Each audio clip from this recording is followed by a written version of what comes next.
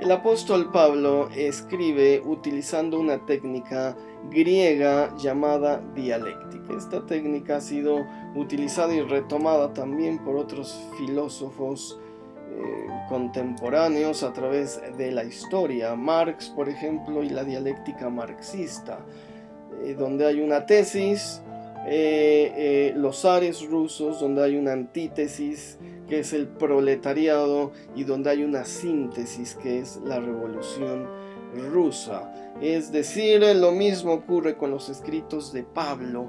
Por eso, en Romanos, por ejemplo, en un versículo leemos que el hombre es justificado por la ley. Ahí está la tesis.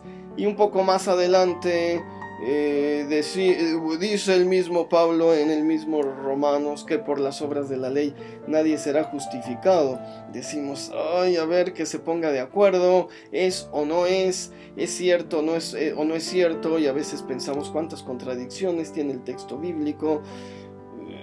No entiendo, etcétera. El mismo Pedro decía, tened cuidado cuando leáis las cartas de Pablo porque son complejas y difíciles de entender.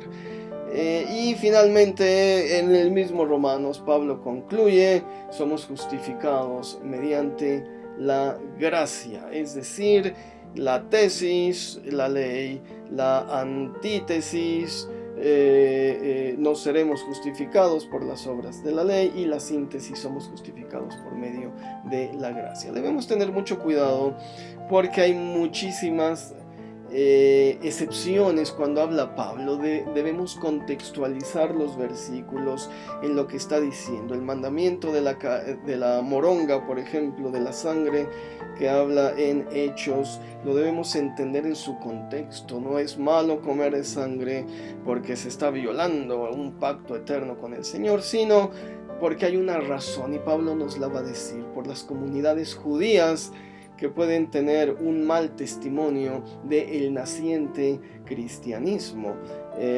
Otros párrafos del apóstol Pablo nos van a decir, esto no es un mandamiento del Señor, es un mandamiento mío. Otros van a decir, se los pido por concesión, es decir, nos está dando un consejo. Lo podemos tomar o lo podemos desechar. Otras veces va a decir, esto tienen por costumbre las iglesias en Asia, es decir, es una costumbre local de sus iglesias de Pablo. Debemos ser muy cuidadosos para no resbalarnos, para no confundirnos, para no caer en religiosidad, para entender realmente cuál es el mensaje que el apóstol nos está enviando a nosotros. Hermano, hermana, el Señor te bendiga, el Señor te prospere, el Señor te llene de gozo, de paz, en el nombre que es sobre todo nombre, en el nombre de Yeshua HaMashiach. Amén y amén.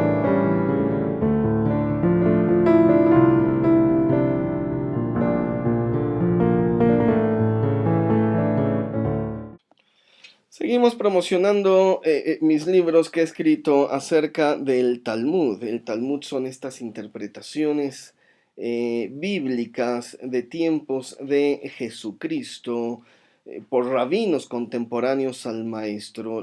He retomado las mejores historias y las analizo con detalle a la luz del Nuevo Testamento para contextualizar de mejor forma la vida de Cristo, sus milagros, etcétera.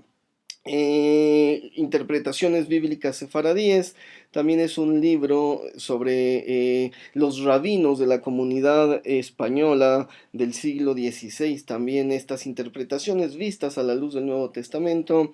Los nombres de Dios, una compilación de más de 1000 nombres de Dios en hebreo, español y su transliteración, como suena, de Génesis a Apocalipsis. Con una introducción donde explico cómo surge, en dónde aparece el nombre de Dios y cómo se va transformando a través de los siglos. Los 1000 nombres de Adonai es el mismo libro sin introducción, son los puros nombres de Dios para una persona que quiera tenerlos a la mano en alabanza, en guerra espiritual, etc. Y hemos redactado un sidur, es decir, un libro de oraciones judías con implementos con versículos del Nuevo Testamento. Para una persona que quiera retomar el judaísmo ortodoxo clásico, pero también con una óptica y con una visión del Nuevo Testamento. Están los libros allí en amazon.com, búscalos por mi nombre. El Señor te bendiga en el nombre de Jesucristo, en el nombre de Yeshua HaMashiach. Amén y amén.